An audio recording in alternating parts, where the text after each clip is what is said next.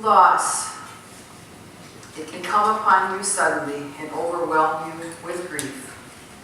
Giving yourself time and space to heal and being real with the Lord about your pain can help. A marriage, friendship ends, health fails, a pet dies, a job is lost. Grief can also arise from the loss of a home or business through disaster or financial distress, and we've heard a lot of that today. However, some of the most difficult and painful losses we will ever experience are the deaths of a mate, a child, parent, sibling, or a loss under traumatic experiences. I was going to read a story about a teenager who somehow found hope through a loss of a mother and a friend, but I think I'll refer back to Horatio, the story that Micah told. Lost his whole family, all his children, 5 children. That just seems like an enormous burden to have to handle. And I just can't even imagine how I would handle something like that. But Horatio, writing the song, "It is well with my soul," he just had hope. He had hope that everything would be okay despite losing all of his children and maybe never having any more children. People cope with loss in many ways, but coping with the loss may lead to personal growth. Even though it's difficult in trying times, there is no right way of coping, because how a person copes with grief is affected by their personality, experience, their culture, religious background, their coping skills, their mental history, support systems, and social and financial status. Grief is the normal response of sorrow, emotion, and confusion that come from losing someone or something important to you. Grief is a typical reaction to death, divorce, job loss, a move away from friends and family, or loss of good health. Each type of loss means the person has had something taken away. When my daughter, Sarah, who's now 36, she had 3 miscarriages and just was settled to think she wouldn't have any children.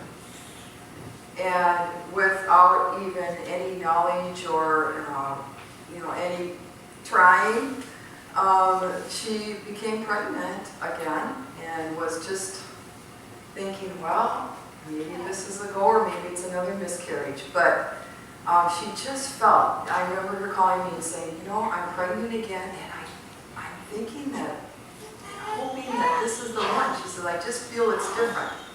And sure enough, she has a little boy who's a year old, and his name is Fox. So, but you just never know, again, how you handle grief. Maybe experienced as a mental, physical, social, or emotional reaction. Now, the mental reactions may include anger, guilt, anxiety, sadness, or despair. Physical reactions can include sleeping problems, changes in appetite, physical problems, or illness. People who are grieving often feel extremely tired because the process of grieving usually requires physical and emotional energy. The grief they're feeling is not just for what they lost, but also for the unfulfilled wishes and plans that they had for the future. Most of the support that people receive after a loss comes from friends and family. For people who experience difficulty in coping with their loss, there's also counselors or grief therapy. But as human beings, we tend to make strong bonds of affection or attachment with persons, tasks, and objects in our life. We just do. I'm going to tell you something that's not going to sound very nice, but it's true. We're all about testimonies here, right? When I was divorced before, and I knew that it was the right thing. It was just a terrible situation. And we had a boat. And when someone came to buy the boat, I cried, and that was the loss I felt. I mean, how stupid, it's just a boat. But it was the memories. We've taken the girls water skiing, and we had just many a weekend. Great time picnics on that boat. So objects can direct you to feelings or to situations that we had with those objects, whether it be a couch or a chair or a TV.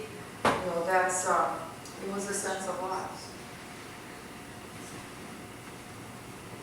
When the bonds are broken, a strong emotional reaction occurs. After experiencing loss, a person must accomplish certain tasks to complete the grief process. I'm just going to give you 4 things. Accept that the loss has happened. Live with and feel the physical and emotional pain of the grief. Experience that pain. Adjust to life without that which was lost. And separate emotionally, if you can, from that loss. Now, dealing with all these things depends on where your heart is, what any given individual trusts in, or where they place their hope and trust, what their life's expectations are, or even if they have any. The bottom line comes down to what is one's hope for the future. As with Horatio, his hope was with his wife. Who knew what was going to happen in the future with he and his wife? Maybe they would adopt, maybe they would just continually live with the memory and the joy that she was alive. So it's that hope. That's the saving grace. The Bible reminds us not to place our hope and trust in things of this world, for this world will be burned up in the end, but to place our trust in spiritual things, heavenly things, eternal things. So what about those who have lost their way? And that's where we come to our gospel today in Mark. Jesus tried to tell Peter that the Messiah must undergo great suffering, and he was rejected by the elders and priests and would be killed. After 3 days, he would rise again. He tried to tell Peter of this great mystery of God. Peter wasn't convinced. I think he thought Jesus had lost his mind. Jesus tried to teach Peter the great mystery of Jesus' suffering, death, and resurrection. But Peter just couldn't get it from just being told, because some things we have to experience. Peter had not yet experienced Good Friday and Easter. And without having experienced the resurrection, he couldn't know it by just being told it would happen. Though you have not seen him, you love him. And even though you do not see him now, you believe in him and are filled with the inexpressible and glorious joy, for you're receiving the goal of your faith, the salvation of your souls. And that's from 1 Peter 1, 3-9. So, if you're faced with your own limitedness in your life right now, you can't manage to stop an addiction on your own, or stop shopping compulsively, or stop hating yourself, or stop loving someone who is hurting you.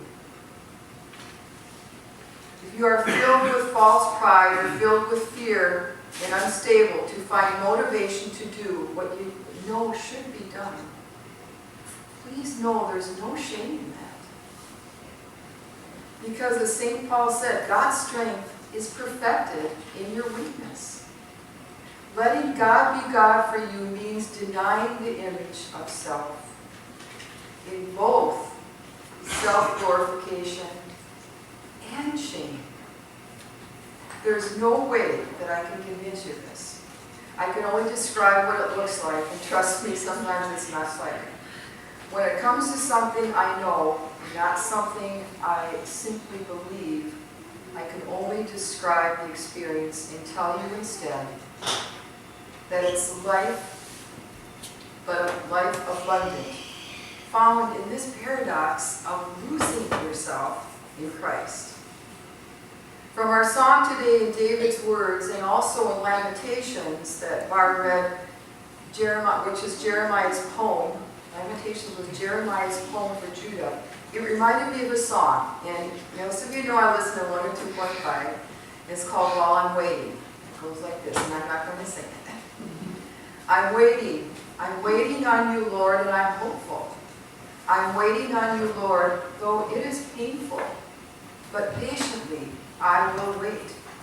I will move ahead, bold and confident, taking every step in obedience.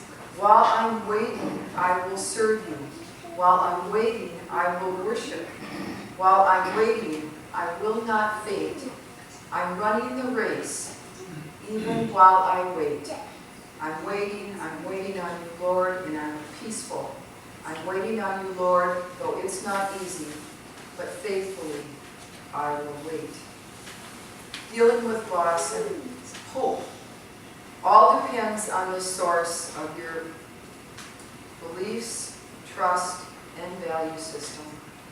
The Bible tells us to deal with it in the love of Christ, not in holding loss and suffering in, but in letting it out. God's love isn't inward self-love, but outgoing, shared love that flows through others. The Bible calls it rivers of living waters. Be devoted to one another in brotherly love. Honor one another above yourselves. Serving the Lord. Be joyful in hope, patient in affliction, faithful in prayer. Share with God's people who are in need. Practice hospitality, as we have seen in our welcoming church on Sundays. Our church is so welcoming. And with the Aldwood Cafe, with VBS. Fear not. Bless those who persecute you. Bless and do not curse. Rejoice with those who rejoice. Mourn with those who mourn. And that's from Romans 12, 10 to 15. Cut your losses. Forget what's past. And take control by having hope in our Father for the future. Amen.